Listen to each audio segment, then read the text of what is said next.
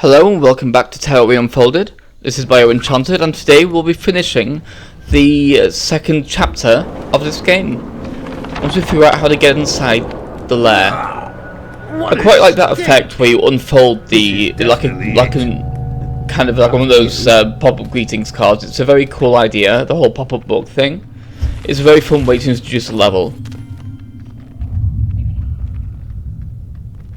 I also quite like how the whole thing is just a huge nest of newsprint. It's a very foreboding look to the whole place. I don't like the look of this. And of course you have no allies. I don't like the look of this one little bit.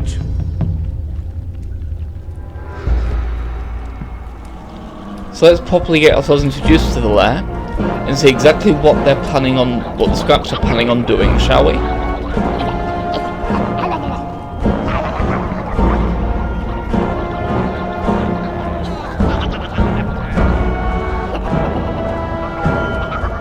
See, there's a lot of different buttons embedded in the walls here. So the platforming's about to get a little bit more complicated than it was before. I might have known you'd show up at some point. Is this your doing? Don't be ridiculous. The scraps have dragged everything down here by themselves. They've stolen the scientists' workings. They know all about the U. They know about them? Out there? The button presser? Oh, that's not right. Atoi! Find out what the scraps are plotting. And hurry, before it's too late!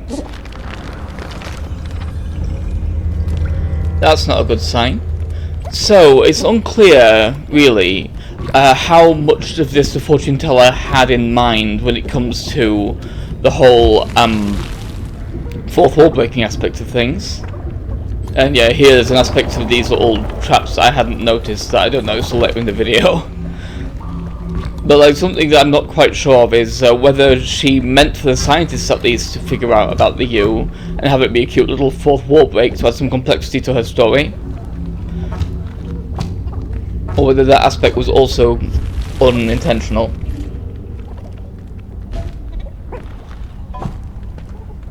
But let's use, I quite like the way they use the momentum to kind of bounce through obstacles in a circle there as well. It's a cute way of using that mechanic. Also, all these scraps just foolishly driving themselves literally to their own extinction. Yeah, I've got the hang of these button platforms by now. Which you'd expect for how long they can go for. Well, for how long we've been working with them, rather.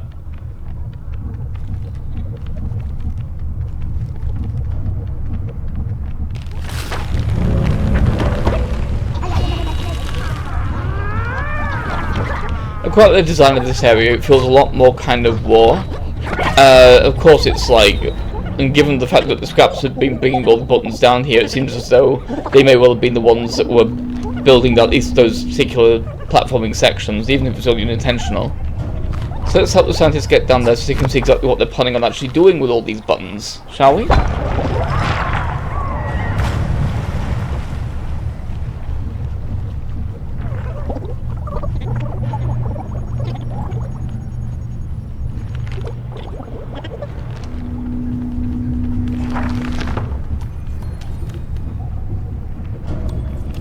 Quite like that it turns into nested drums as well. It's a fun mechanic. Now let's take care of all these scraps. And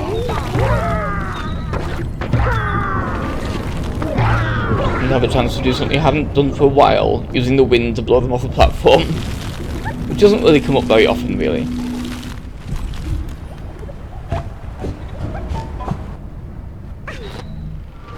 Yeah, some of these platforms are still quite tricky to time, like anything that requires unusual jump timing.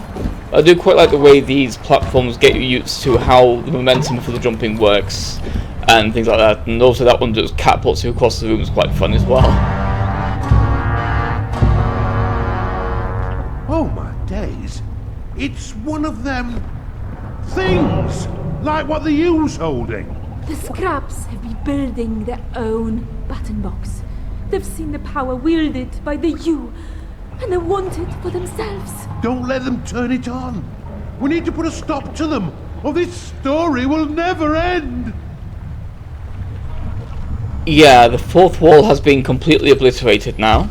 The scraps have built themselves a controller.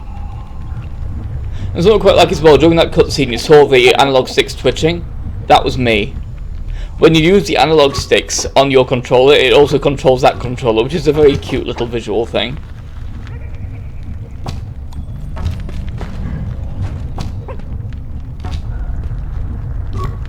I quite like this whole section in general. It's quite inventive with how it uses the mechanics, and it's quite a fun way of breaking the fourth wall by making the player kind of a victim of the scraps in their own way. So here we can't really bring up the camera to take a photo of this Wendigo until we've freed it. So let's do that, shall we? Yeah, not a very good photo, but at least it got its colour back. And now we have a Wendigo friend to help, so let's take care of all these scraps, shall we? Yeah, this whole section's quite fun, and I really like the way it kind of plays with the whole idea of like the whole narrative convention. And we'll see more about that as we go through the level and see how it evolves.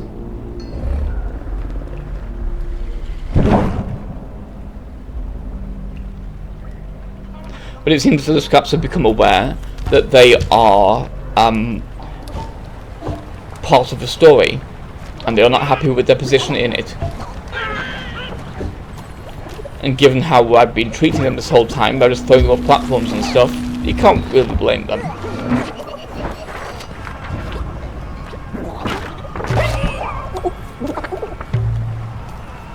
But yeah, that's the thing I missed about that particular mechanic. Those little cross-platform things are actually drums, so if you press the middle button, that's how you actually release the scientists from them. Took me a while to work that out.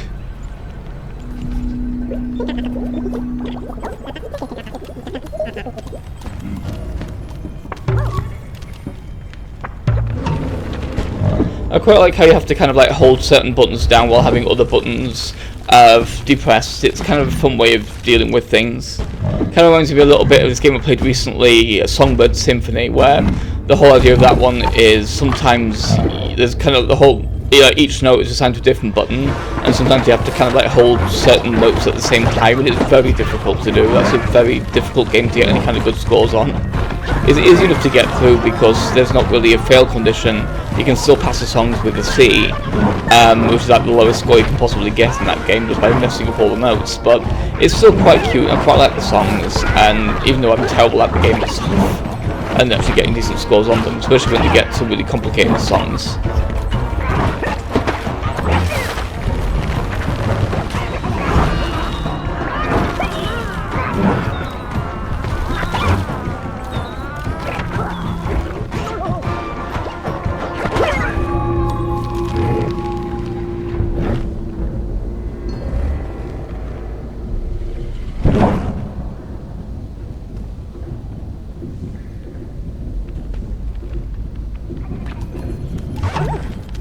There's also something about the scraps as well, where scrap isn't really a very positive term when it comes to papercraft stuff, because it kind of implies that they aren't objects in their own right.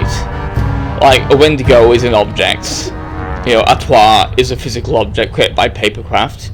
Scraps, all scraps really are when dealing with papercraft is the bits that are left over.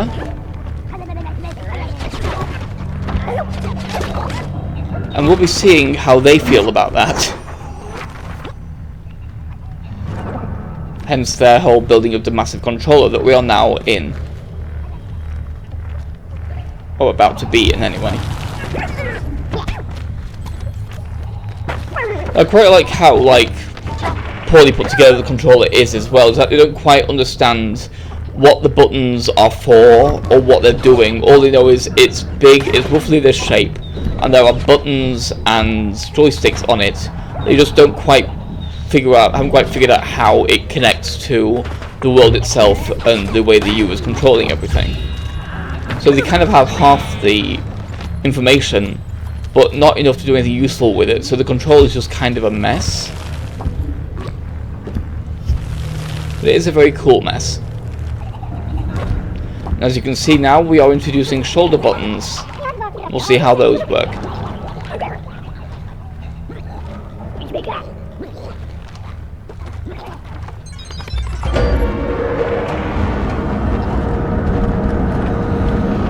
Well, it's still building the controller as well. Like here they're adding the shoulder button section of the controller.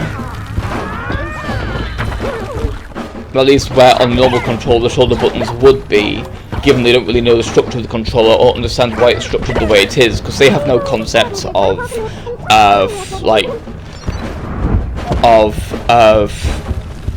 comfort or like how it fits in the hand, that sort of thing.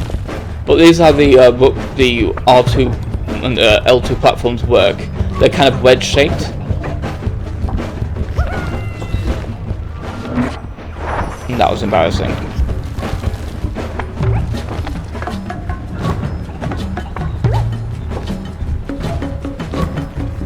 So let's actually get up these notes, shall we? Notes, buttons. Of course, if you press the drum button, the touchpad falls over, now we have an arena. Say the drum button, I mean tapping the touchpad.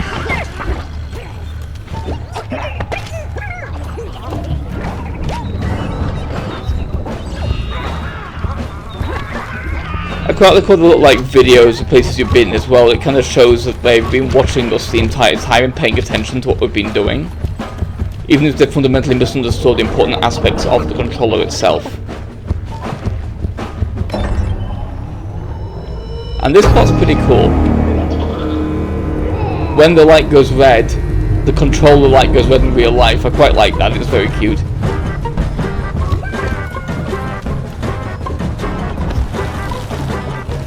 And now we're combining buttons to make different types of shapes of platforms, which is quite cute as well, it's quite cool.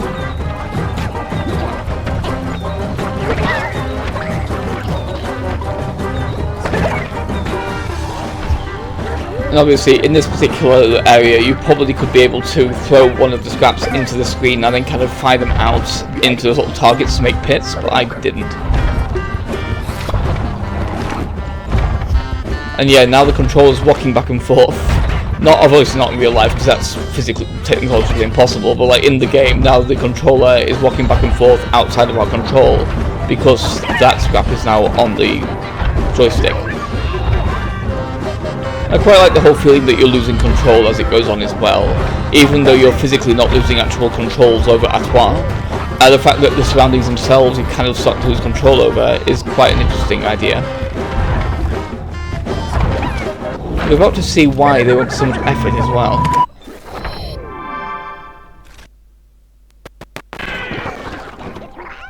Turns out they have a home button now as well.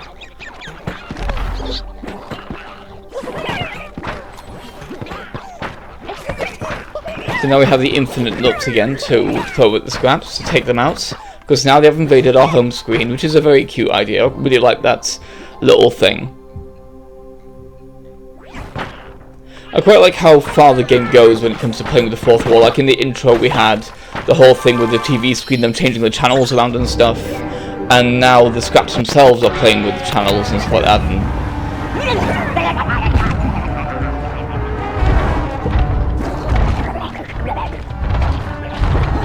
But obviously this guy has not got any idea what he's doing.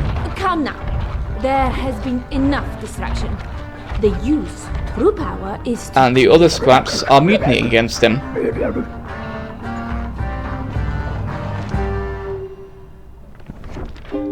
But it seems all the scraps really want is to be included. So let's not just use one of our existing things, let's create something entirely new for them, shall we?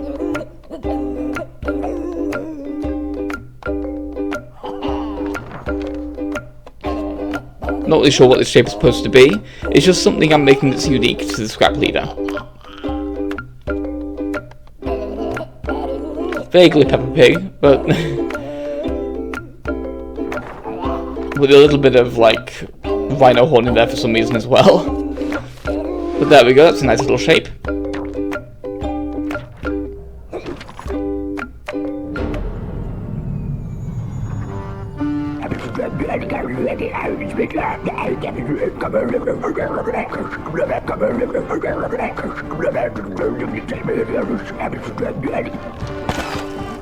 You see, the scraps were so annoyed because, of course, as I mentioned just now, they are not shapes themselves, they are the leftover pieces when papercraft has been completed. So they didn't really fit into the world. All they wanted was to be included. And now they are kind of part of the world. But the interesting thing is, this is the end of the scraps as a threat.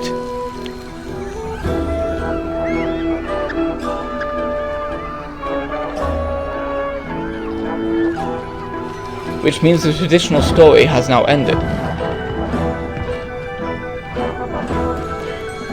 I quite like this shot of all of the world kind of becoming more standard papercraft and less newspapery as well, as the scraps are becoming more complete members of the world. This was the story of the messenger who traveled deep into the belly of Sockport Island, uncovered its mysteries, and prevented distraction through friendship and creativity. But this story isn't finished yet.